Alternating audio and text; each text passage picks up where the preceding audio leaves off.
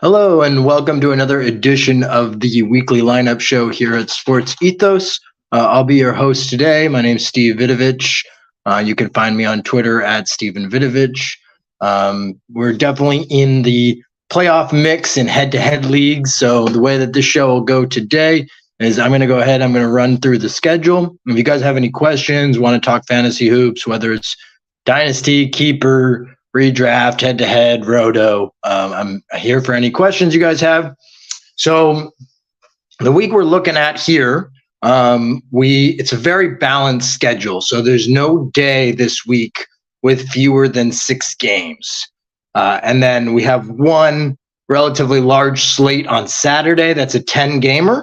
But that's really nice for fantasy managers. There's no, 3-game week or 3-game day, 4-game day. We got a lot of balanced days this week, which is nice. We also have really balanced schedules for teams, with the exception of 5 teams that are on 2-game weeks. So if your playoffs start this week, we got 5 teams that only have 2 games. We have 12 teams that have 3 games and 13 teams that have 4 games this week. But those 5 2-game weeks, those are going to be the Chicago Bulls, the Los Angeles Clippers, Minnesota Timberwolves, Phoenix Suns, and the San Antonio Spurs. So luckily, all of those teams have at least 3 or 4 games next week. So like for your big name guys, let's say you got Kevin Durant on your roster, or Zach LaVine, or Paul George, Kawhi Leonard. Durant in particular and your Suns, they have 4 games next week, as well as the Spurs and the Timberwolves. So those 2-game weeks will actually look a little bit better next week, whereas the Bulls and the Clippers only play a total of 5 games over the next couple weeks. Definitely important to note for specifically head-to-head playoff schedules. Then if we're going to look a little bit deeper into these 3 games and 4-game weeks by these teams, which, like I said, 25 of the 30 teams in the NBA have either 3 or 4 games this week. A lot of the teams that have 3-game weeks, everybody except for 3 teams have no back-to-backs this week. Those 3-game weeks that have back-to-backs, that's going to be your Boston Celtics, and their back-to-back. That's actually the second night of a back-to-back tonight, and I'm sure you guys are already aware, but they're resting a lot of people. Not resting, but, Jason Tatum, I guess, got his knee bumped yesterday, so he's out with a bruised knee. Al Horford's sitting out the back-to-back. Robert Williams, we know, is out for at least a week with that hamstring injury. So Celtics are a decent team to target tonight. In one head-to-head format, myself, I went ahead and looked at the waivers, tried to squeeze in a move to begin the week, and I liked what I saw from Mike Muscala. I think he could be in line for a decent evening tonight. Low end, but I liked that move, so I went ahead and made that. They're just going to be really thin in the front court tonight. Other 2 teams that have a back-to-back, the Indiana Pacers they're on the second night of a back-to-back tonight. So similar to Boston, not a back-to-back over this week, but one that carried over from last week. So Miles Turner just got added to the injury report. So, keep your finger over that Isaiah Jackson ad, the late addition to the injury report. If I was going to guess, I would label him more as doubtful versus questionable. With the late addition, Halliburton's also questionable. So definitely TJ McConnell and Isaiah Jackson, you want to be quick. We might even get the news while I'm live here. So make sure if you see that news on Twitter while we're live, TJ McConnell, Isaiah Jackson looking like really intriguing ads. Only if those guys get ruled out, Halliburton and Turner, both questionable. Then there's one other team of those 3-game weeks, which I said there was 12 total. So the Celtics and the Pacers, second night have a back-to-back tonight. And then the Mavericks have a back-to-back on Tuesday, Wednesday. I don't really think we're in, sitting on a back-to-back situation there. The only guy, Maxi Kleber, which is more of a deep league guy, He is questionable for Tuesday's game, sat out on Sunday, came back really early from a torn hamstring. So that's a guy definitely, if he sits out both Tuesday and Wednesday, we definitely want to be really scared off of him, probably rest a season across even deeper leagues just because of the injury. So Boston, Dallas, and Indiana are you're basically your worst 3-game weeks because, Jason Tatum, we already know it's a 2-gamer. But Jaylen Brown, he's available tonight. He'll have a big workload in front of him. So, and Marcus Smart is the other starter who's available for the Celtics tonight. So then if we're going to move over to the 4-game, all the teams that have 4 games this week. And there's 2 teams in particular. Well, 1 team really, but second team. So honorable mention for a really nice schedule. Actually, I missed another team. So there's 2 teams that have 8 games over the next 2 weeks. There's actually 3, but there's 2 teams in that situation who do not have a back-to-back or who have a back-to-back this week. So the Detroit Pistons and the Miami Heat, they both play 4 games this week, 4 games next week. Miami has a back-to-back this Friday, Saturday, and Detroit's back-to-back is tonight and Tuesday. So Bojan Bogdanovic already ruled out tonight. We'll see. Maybe he plays on Tuesday. Marvin Bagley is looking like an excellent option, for rebounds and hopefully efficient scoring. James Wiseman is now questionable. Jalen Duren has sprained his ankle several times this season, and he's continuing to be listed as out with bilateral ankle soreness. And then you got Isaiah Stewart, who's still out with a hip issue. So Marvin Bagley is looking interesting on that front, especially with 8 games over the next 2 weeks. Wiseman, I'm a little bit more worried about with the questionable tag tonight, but if he gets cleared, he's obviously a good stream while the Pistons remain shorthanded. Heat, if Caleb Martin's sitting around on the waiver wire, he's a low-end ad. Kevin Love's out tonight, so Martin's likely going to slide back into that starting lineup. So I'm going to now shift over to 2 teams that are on 4-game weeks that don't have any back-to-backs. The Cleveland Cavaliers are on a 4-game week with no back-to-backs, and the Denver Nuggets. Now, the Nuggets in particular are really interesting over the next 2 weeks because not only do they have 4 games this week, they also have 4 games next week. So that's 8 games over the next 2 weeks, including no back-to-backs this week. I didn't look at exactly how many back-to-backs they have next week, but definitely intriguing on the Nuggets side. If Bruce Brown is somehow available in your league, go and change that. Especially, Michael Porter Jr. got added to the injury report late with an illness. So just Nuggets looking like they have an excellent schedule over the next 2 weeks, this week and next week. Really like their schedule. So Nikola Jokic looking great. Jamal Murray looking good. Also no back-to-backs. So that's really encouraging. Really like the Nuggets over the next couple weeks from a schedule perspective. Then I'm going to talk about a couple more things schedule-wise. If you guys have any questions, feel free to throw them in the chat here. And then definitely follow us on YouTube. Dan Besbris, he does his amazing podcast live on YouTube these days. And so I think he did it this morning. I believe he went all 5 days last week. Maybe he missed one. I'm not 100% sure, but it's a great opportunity to really dive into each day's slate. Dan does it better than anyone. So make sure you're following our YouTube page. We also got a bunch of fantasy baseball content out there. So definitely want to, if you guys play fantasy baseball, come check out our draft coverage there if you're about to enter into any leagues. So back to basketball, though. I have a couple more schedule notes. There is one team on that 4-game week, one out of the 13 teams, and actually just one team out of all 30 teams in the NBA that has 2 back-to-backs this week. That is your, drumroll please, your Oklahoma City Thunder. They have a back-to-back. They play Tuesday, Wednesday, and Saturday, Sunday.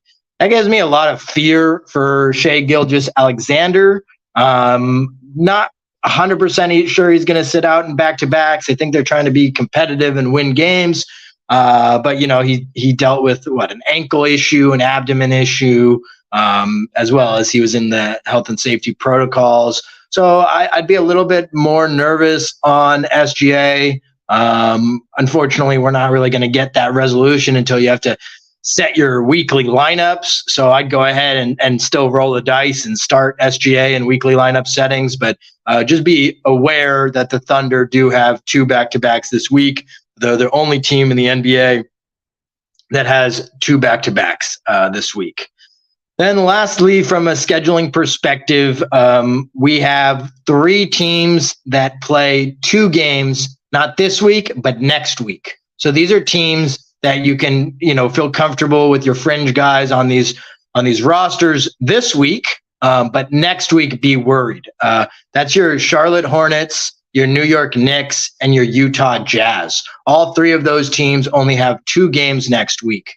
So you definitely want to be mindful of that, especially like later on in the week. If you want to try to stream, let's see, for instance, the Hornets, they have a 4-game week this week, and they go Saturday, Sunday. So let's say you're thinking about picking up a stream for that Saturday, Sunday back-to-back.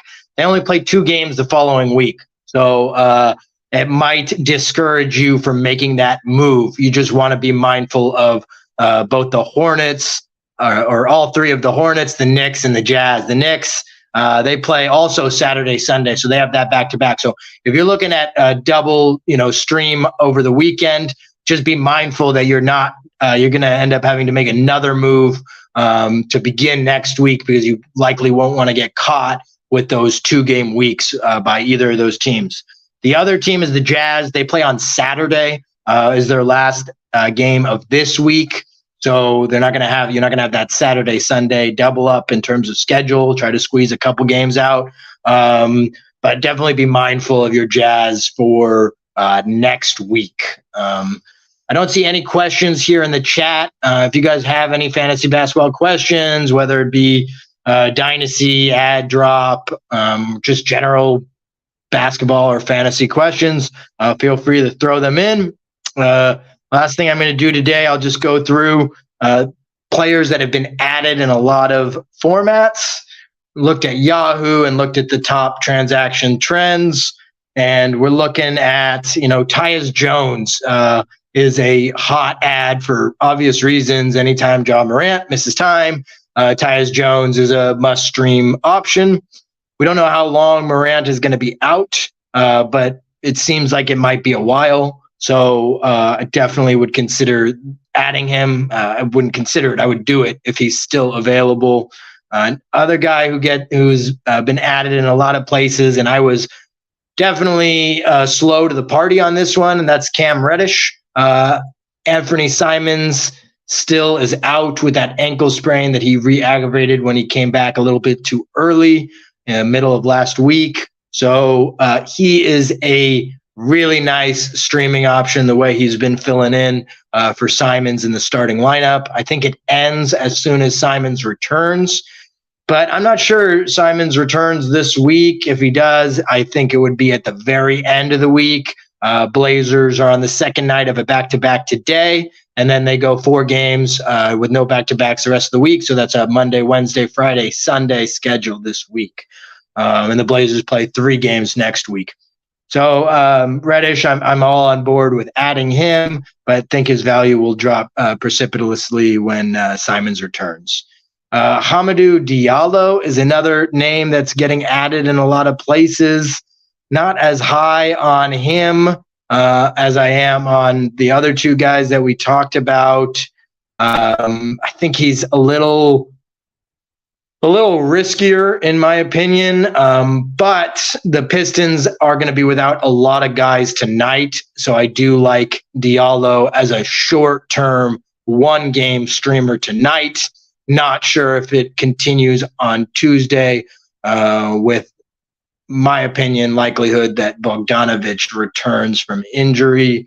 We could even see some other guys return. I know that there's a few guys who are questionable tonight, Killian Hayes being the most notable one on the Pistons. If Hayes misses time, then maybe Diallo gets a slight bump up in value. We're getting a question here in the chat. I'll go back to the last ad after I hit this. Justin D. Hey man, how you doing? He's asking on Wiggins or Jalen Duren return dates. I haven't heard anything on either guy. I know that Duren practiced with the team. I think it was Thursday or Friday of last week. I think it was Friday that he practiced with the team. So that was encouraging to see. Everybody practiced with the team except for Cade Cunningham, though, including Isaiah Stewart. But then they all got ruled out for Saturday, like immediately after. So that makes me think that that practice was more of a walkthrough, and there wasn't much contact, if any, in that practice session on Friday. So I'm really worried about Duren, his return date. I don't know if it's going to happen this week. Pistons play, like I said, the back-to-back tonight and tomorrow. So if we get word that, Duren's back tomorrow, that's great. But he could be missing all 4 games. I really don't have a good pulse on it. If I was to go to Vegas and bet on it, which I wouldn't want to do because I really don't know, I would bet that Duren misses at least 3 games this week. Maybe he comes back on Saturday, but he's dealt with multiple ankle sprains, even ankle sprains that haven't cost him additional missed games, but they've cost him time within games. He goes to the locker room with some sort of sprained ankle, and then he's able to come back and play. I think that happened one of the first games that Wiseman suited up for Detroit. So very nervous about Duren and the ankle sprains. Pistons have nothing to play for. Why would they risk anything unless both of his ankles are at 100%? The fact that it's both ankles gives me even more worry, but really don't have an idea. And Andrew Wiggins, even less of an idea on that one. He's out for personal reasons. I'm not even sure what the personal reasons are. Hope everything's okay with him and his family, but yeah, really don't know on Andrew Wiggins either. It's what makes, Dante DiVincenzo a really interesting streamer, even with Steph Curry back. I like DiVincenzo. Obviously, he takes a hit with Curry back. But as long as Wiggins is out, Dante is looking like a really nice streaming option. We got some questions last week on the injury front, and I felt like I had a better idea of when the players were coming back, with the exception of Nurkic. That was the one I really had no idea, and he's still out. The Blazers really haven't given much of an update there. The 3 guys that we talked about last week from an injury perspective were Steph Curry, Steven Adams, and Yusuf Nurkic. So Curry, I said maybe a week, and he beat that timeline, came back yesterday. So that's great for his fantasy managers. And then Steven Adams, I think I guessed I was back in February last week for some reason, but I was guessing like March 7th, March 8th. So we're around the corner from what I guessed last week. We haven't gotten much of an update from Memphis on Adams, but the original reevaluation date was sometime in late February, early March. So Adams, I think, will get an update really soon. Probably, the Grizzlies play Tuesday, Thursday, Saturday this week. So I would imagine that we're going to get an update at least before that Thursday game on Adams. And then Nurkic, I have absolutely no idea. Was unsure last week. Keeps on getting ruled out, a day in advance. So really unsure on Nurkic, and would probably, in my head, mentally consider him out indefinitely right now until we get a positive update out of Portland. So I'll go back to the top ads. If you guys have any questions, you want to get them in the chat before I head out in a few minutes. Feel free to get any questions you have, fantasy basketball-wise, in the chat, whether it be theory or pickups, trades, dynasty, whatever it may be. The last guy that I noticed in terms of top ads, Marvin Bagley. He is looking like, I think I talked about him earlier on this show, but Bagley is looking really nice this week. Wiseman is now on the injury report as questionable, while Stewart and Duran are still out. So Bagley is looking like he's going to get a lot of opportunity tonight. Second night of a back-to-back is tomorrow. I would imagine that, Wiseman plays in at least one of those back-to-back games. But regardless, Bagley's looking really nice rest of the season as long as Stewart and Duran remain out with their injuries. And like I said, the Pistons have 8 games over the next 2 weeks. So the top ads I noticed, I would order them as Tyus Jones, Cam Reddish, Marvin Bagley, and then Hamidou Diallo. That's the way that I would rank them if I had the option of picking them up. I'm sure Jones and Reddish are not available in most competitive formats. The other 2 guys are probably floating around on some wires. Bagley obviously has his limitation, makes him more of a points league guy, but he definitely can still positively impact standard leagues while the Pistons are totally shorthanded in the front court. So just a last couple things I'll get to. Don't see any questions in the chat here. Just to go through the schedule one more time. The highlights, very balanced schedule, no fewer than 6 games on any day this week. You got 5 teams with 2-game weeks that we definitely want to be weary of. That's the Chicago Bulls, LA Clippers, Minnesota Timberwolves, Phoenix Suns, and the San Antonio Spurs all have 2-game weeks. And the Spurs in particular, they don't play till Friday this week. So all those people who have that Devin Vassell decision pulling him off IR, I'm sorry, you got to make that decision. I'm nervous on Vassell rest of the season, honestly. Just coming back from injury, Spurs got nothing to play for. Not that his availability is going to help them win games, but I just don't think they're going to, rush him back, give him, unless he's absolutely 100%. I'd be really nervous about making that decision with Vassell, especially with a 2-game week. If I was in the playoffs, I might. The Spurs do have 4 games next week. They do have 1 back-to-back, so that likely means Vassell's looking at the 3-game week next week. But if you're in the playoffs this week and you got to start making tough decisions, Vassell might not be a hold this week if you got to make a decision to try to advance to the next round of your playoffs. It's unfortunate that he suffered that injury earlier in the year, but that's what we're looking at now. So those 5 teams definitely be weary of with the 2-game week. Then 4-game week, we got, like I said, the Nuggets have a really juicy schedule over the next 2 weeks, having 8 games over the next 2 weeks with no back-to-backs this week, and then throw in the Detroit Pistons and the Miami Heat as another couple of teams that have 8 games over the next 2 weeks. So that makes like a guy like Caleb Martin more intriguing than normal, especially with Kevin Love's absence now.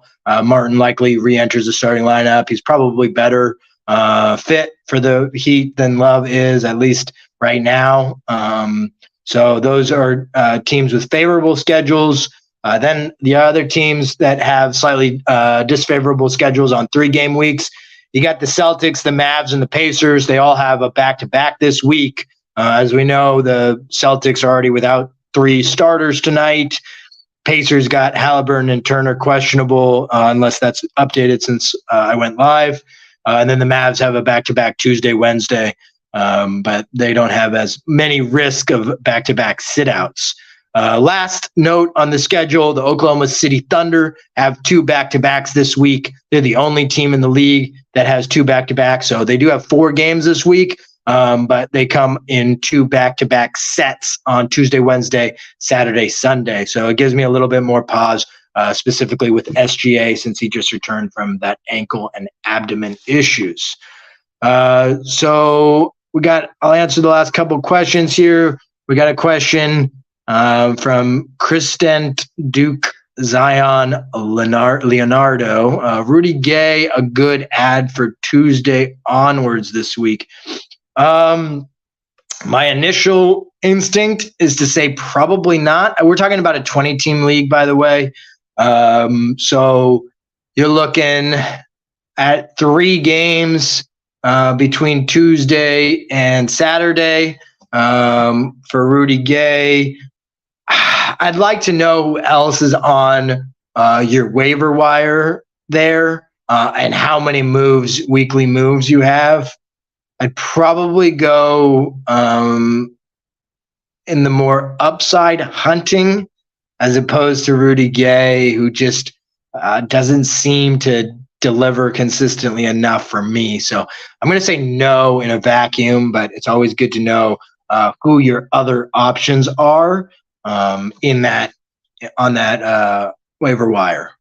So if you want to pop that in the chat real quick, I'll be happy to go into more detail with you. But and who are you dropping in order to add Rudy Gay would be another question. It's always difficult to answer in a vacuum. But if I was going to answer in a vacuum, I'll say no. So I don't see any other questions here in the chat, and I think we went through the schedule in great detail. So go ahead, look at your Celtics from a streaming perspective, and I don't know if the Pacers news has dropped yet, but Miles Turner, Tyrese Halliburton, both questionable tonight. If Turner gets ruled out, Isaiah Jackson, a smash stream, and same can be said if Halliburton misses with TJ McConnell. Hope that I was able to help you guys in your playoffs. Go win those matchups. And myself and Joe Orrico, who's doing a lot of baseball coverage, like I talked about earlier in the show. If you are a fantasy baseball fan and your draft is coming up soon, definitely go check out our fantasy baseball content, which comes complimentary with the Fantasy Pass. So come check out all of our stuff. You can find me on Twitter and come ask me questions. And we'll be back next week. 2 p.m. Pacific, 5 p.m. Eastern, myself and Joe Orrico. Thanks and have a great day, guys.